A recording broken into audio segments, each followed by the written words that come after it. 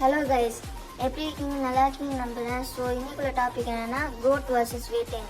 நான் என்ன சொல்ல வரேன்னா படம் பற்றி சொல்ல வரல, ஆனால் நான் தளபதி விஜய் பார்த்தியும் சூப்பர் ஸ்டார் ரஜினிகாந்த் பார்த்து தான் சொல்ல வரேன். ஸோ இவங்களுக்குள்ள என்ன பிரச்சனை, இவங்கள ஏன் சண்டை அப்படின்னு பார்க்கலாம். ஃபர்ஸ்ட் ஆஃப் ஆல், இந்த சண்டை ஸ்டார்ட் ஆனது 2016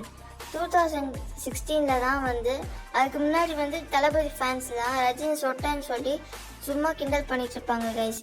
ஆனால் இப்போ 2016 தளபதி தெரியல நினச்சிட்டு இருக்கும்போது அதில் ஒரு விகு போட்டாங்க. அதுக்கப்புறம் ரஜினி ஃபேன்ஸ் அதை விஜய் பால் எக்ஸ்போஸ்டு, விஜய் சொட்டை, இந்த மாதிரி நிறைய பேசி பெரிய பிரச்சனை ஆக்கினாங்க கைஸ். ஸோ அதுக்கப்புறம் கொஞ்சம் சண்டை தீர்ந்தாலும் 2023 வாரிசு ஆரம்பிச்சு வாரிசு மெம்பர்ஸ் விஜய் தான் அடுத்த சூப்பர் ஸ்டார் அப்படி சொல்லவும், அடுத்து குக்கும் பாட்டில் அனிருத் அந்த மாதிரி லிரிக்ஸ் எல்லாம் வைக்கவும், அதுக்கப்புறம் ஜெயிலர் ஆடலாம் சில தலைவர் காக்கா காலுக்கு இதெல்லாம் பேசவும், அதுக்கப்புறம் அதுக்கு பாடியில் கொடுக்கும் லியோ ஆடியோ லான்ச்சில் இப்படி சொல்லியும் இப்படி நிறைய விஷயம்னால பெரிய சண்டை. இப்போ கடைசியில் கோட் வர்சஸ் வேட்டைன்றதாங்க செம்மையாக அஃபெக்ட் ஆகிருக்கு கைஸ். லியோ ஜெயிலரில் கூட அவ்வளோ பெருசாக அஃபெக்ட் ஆகல கைஸ். ஆனால் கோட் வேட்டையன் இல்லை பாக்ஸ் ஆஃபீஸையும் தகர்த்தது காரணம் ஹேஷ்டேக்ஸ். இவங்க ரெண்டு பேரும் ரஜினி ஃபேன்ஸ் கோட் டிசாஸ்டர்னு போட்டாங்க, விஜய் ஃபேன்ஸ் வேட்டையன் டிசாஸ்டர்னு போட்டாங்க. இந்த மாதிரி பிரச்சனையெல்லாம் பெரிய பெரிய பிரச்சனையாக சண்டையாக முடிஞ்சிருக்கு கைஸ். ஆனால் இந்த சண்டை தேவையா அப்படின்னு நினச்சேன்னா இல்லவே இல்லை. தளபதி விஜய்க்கும் ரஜினிகாந்துக்கும் எந்த பிரச்சனையுமே இல்லை கைஸ். ஈவன் இன்ஃபேக்ட் ரஜினியே இந்த பிரச்சனையை லால் சலம் ஆடியோ லான்ச்சே முடிச்சு வச்சிருப்பாரு. எங்களுக்கும் விஜய்க்கும் என்ன சம்மந்தம் இல்லை, அந்த சண்டையும் இல்லை, எதுவுமே இல்லைன்னு.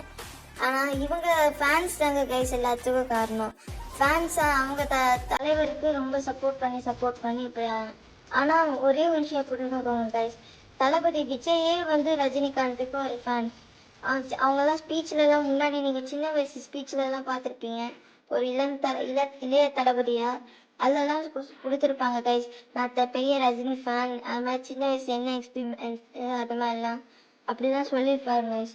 ஆனால் இப்போ என்னன்னா பெரிய பிரச்சனையே முடிஞ்சிருக்கு.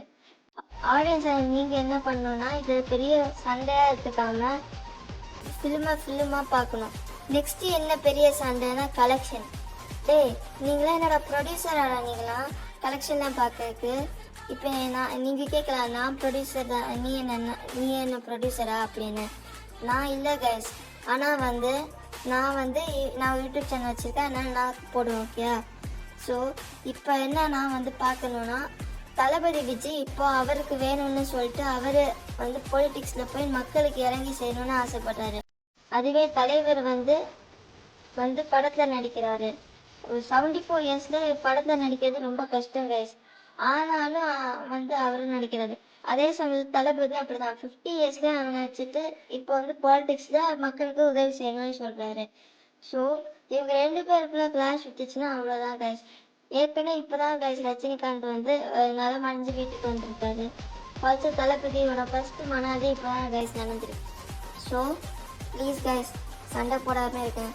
ஸோ கலெக்ஷன் வேர்டிக்ஸில் பார்த்தோன்னா தளபதி தாங்க ஃபர்ஸ்ட்டு.